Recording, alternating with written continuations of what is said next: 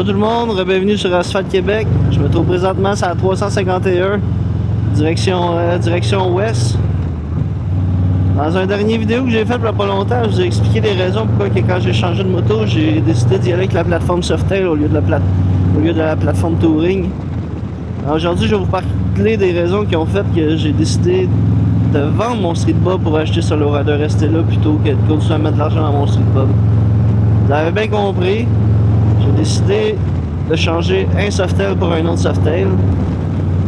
La première raison, qui est pas mal la plus importante, puis c'est la raison qui m'a fait que j'ai décidé de pas mettre plus d'argent dans le Street Bob et vraiment de recommencer à zéro, c'était la grosseur de la tank. Le Street Bob, ça a un 3.5 gallons, ça ici, c'est 5 gallons de tank.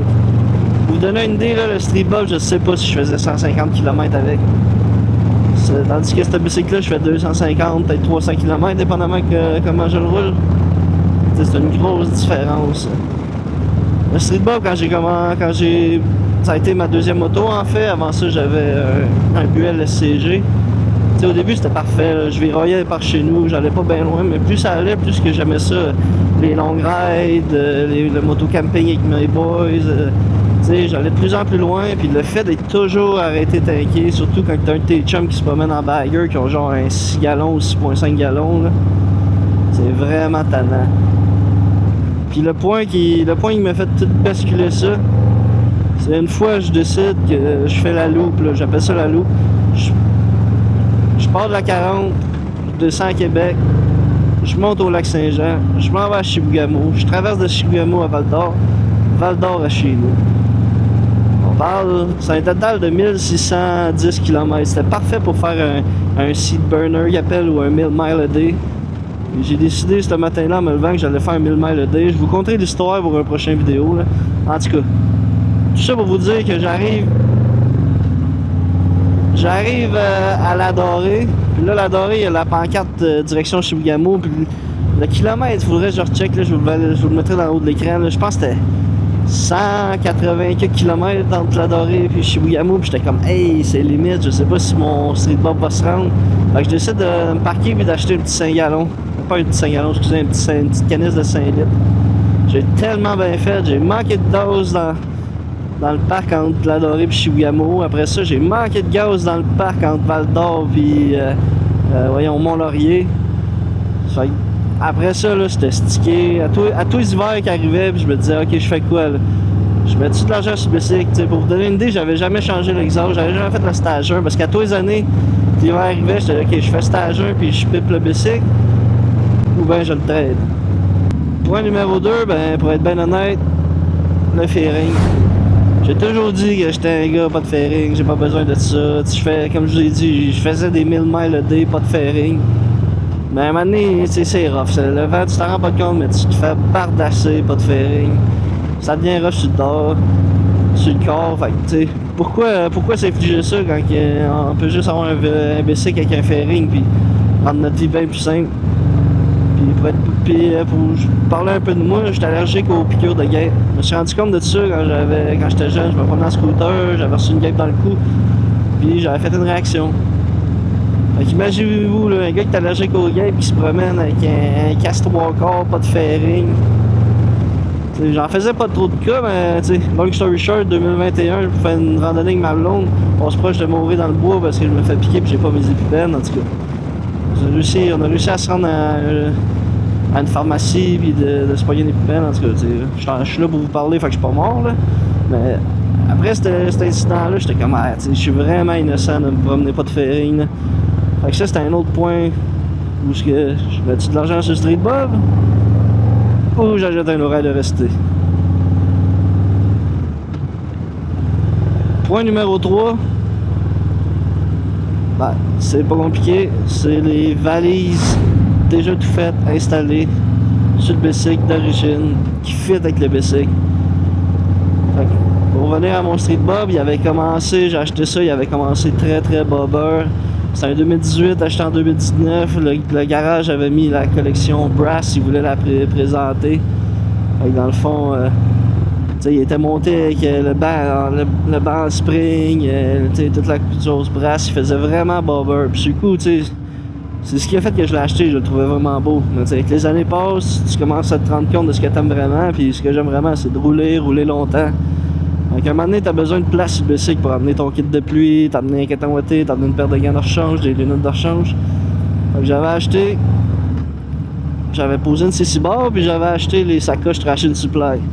Les Escape Bikes, si je me trompe pas. Vraiment des bons petits sacoches, hein, tu t'achètes ça en te disant je mets ça là, juste quand j'en ai besoin, mais détrompez-vous. Aussitôt que vous mettez ça sur le bicycle, vous êtes fait. Vous enlèverez plus jamais ça. C'est ben trop pratique d'avoir de l'espace sur le bicycle pour traîner toutes tes affaires. Fait que là, ça m'amène encore à l'hiver arrive. Je fais quoi là? J'ai mes sacoches en tissu. Ils sont corrects, mais tu sais, c'est des sacoches en théorie temporaires là, que t'es supposé de mettre. Puis moi, ça fait 2 ans là, qu'ils sont sur le bicycle cet été. Donc, tous les hivers, c'est comme bon, j'achète-tu des Viking bags, je me pose-tu des Nasty Hog ou tous les fabricants de sacoches de moto Harley, genre aftermarket.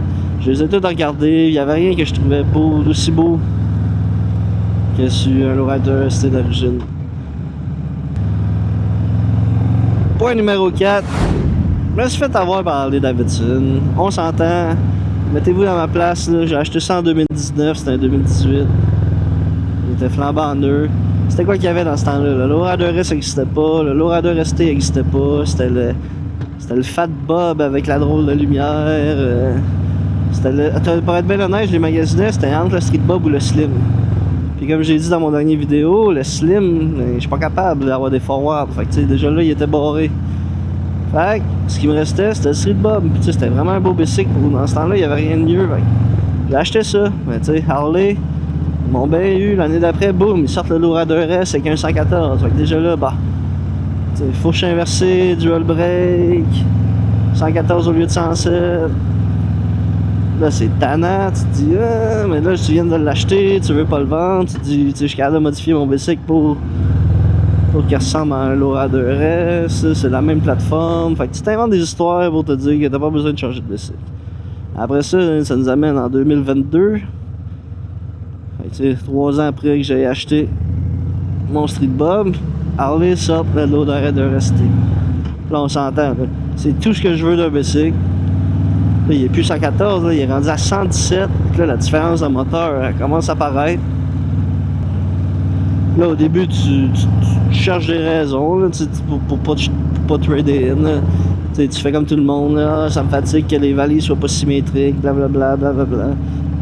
Au bout de la ligne, oubliez ça. Puis, pour ceux qui n'ont pas acheté un et qui veulent en acheter un, ben, vous êtes chanceux. Ils l'ont changé en 2025. Ils ont rendu des valises symétriques par un 2 en 1 parce que le monde se plaignait beaucoup. Fait que de 2022 à 2024, à tous les hivers, j'essayais de me convaincre que j'avais pas besoin d'un Lowrider ST, que mon Street Bob pouvait faire l'affaire, j'avais juste à le modifier. Mais au bout de la ligne, entre un 107 et un 117, une fourche inversée, dual brake, c'était juste un meilleur bike. J'avais pas le choix de me mettre ça à l'idée, c'était un meilleur bike. Fait que ça, c'était les 4 raisons qui ont fait en janvier 2024, je me suis réveillé et j'ai dit ok, c'est assez là, ça fait 2 ans que tu te demandes si tu l'achètes ou si tu l'achètes pas. Tu sais ce que tu veux faire de la longue ride, tu vas avoir un bike agile puis tu vas être capable de traîner du stock et être protégé du vent. C'est un Lowrider ST que tu as besoin. Fait que, je me suis levé ce matin-là, j'ai établi le bicycle. C'était les 4 raisons pourquoi j'ai tradé un Softail pour un autre Softail. Merci d'avoir cliqué sur Asphalt Québec. Allez voir mes autres vidéos si ça vous intéresse. Il y en a d'autres qui s'en viennent. L'idée c'est d'en faire au moins un par semaine jusqu'à temps que la neige arrive. Après ça, on verra.